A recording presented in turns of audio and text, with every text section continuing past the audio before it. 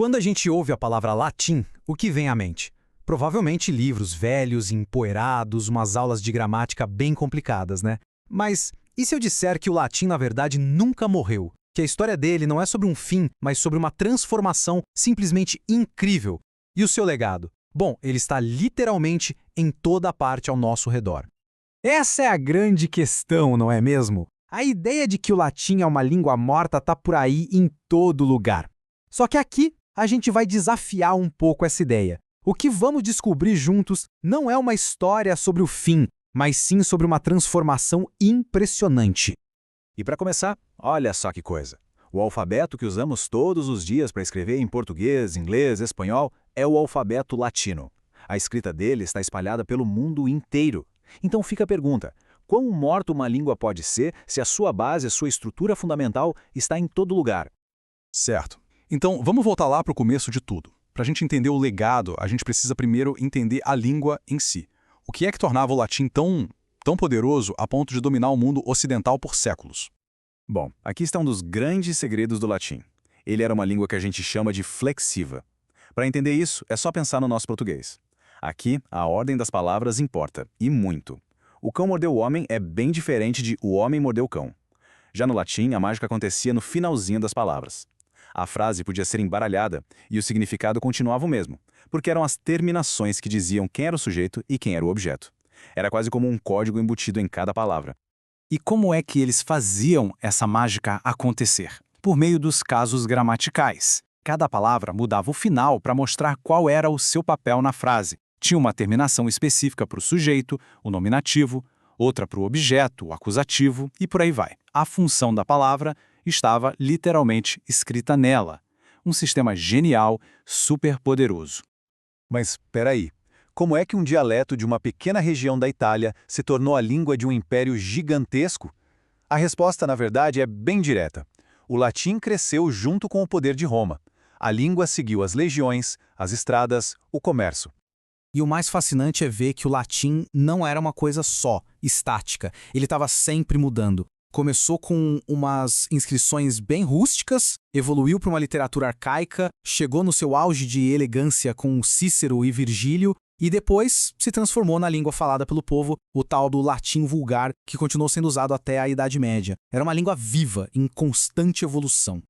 Agora para e pensa nesse número. Mais de 1000 anos. Por mais de um milênio, se alguém quisesse fazer negócios, escrever leis, criar literatura ou simplesmente se comunicar com pessoas de outras regiões da Europa, a língua usada era o latim. Essa longevidade toda é a chave para a gente entender por que a sua influência é tão profunda até hoje. É aqui que a história fica ainda mais interessante. Porque na prática não existia só um latim. Havia dois. A língua super elegante dos livros e do poder e a língua viva, mais bagunçada, do dia a dia, das ruas. De um lado, tínhamos o latim clássico, a língua polida da elite, dos filósofos, dos grandes poetas. E do outro, o latim vulgar, a língua do soldado lá na fronteira, do comerciante no mercado. E aqui está o pulo do gato. Foi a língua das ruas, essa que estava sempre mudando e se adaptando, que acabou sobrevivendo e se transformando no que veio depois. E é isso que nos leva à parte mais surpreendente de todas. Como essa língua, que a gente insiste em chamar de morta, na verdade, nunca foi embora. O seu legado não é só visível, ele é audível em praticamente tudo que nos cerca. O latim vulgar não morreu, ele se multiplicou. Todas essas línguas que vemos aqui, italiano, francês, espanhol, romeno e, claro, o nosso português, são todas descendentes diretas dele. O que estamos falando agora é, na essência, um latim moderno. Cada uma delas é a prova viva de que o latim sobreviveu justamente por ter se transformado. Mas por que tantos povos diferentes adotaram o latim? Não foi só pela força da espada. Tinha um poder ainda maior em jogo: o prestígio. Falar latim era como ter um passaporte para a ascensão social, para se conectar com a cultura e o poder de Roma. As pessoas queriam falar a língua dos vencedores. E esse prestígio todo continua até hoje, especialmente nas áreas mais importantes do conhecimento. Na ciência, a gente fala Homo sapiens. No direito, usamos termos como habeas corpus. Na academia, celebramos a nossa alma mater. O latim continua a ser o DNA linguístico do pensamento ocidental. E olha só que fato curioso. O latim ainda é uma língua oficial hoje em dia. Lá no Vaticano, os documentos de Estado são todos escritos em latim. E na Igreja Católica, ele continua sendo a língua da liturgia. Pode não ser mais falado nas ruas, mas ainda tem um papel oficial e bem ativo no mundo. E com isso, a gente volta à nossa pergunta lá do início.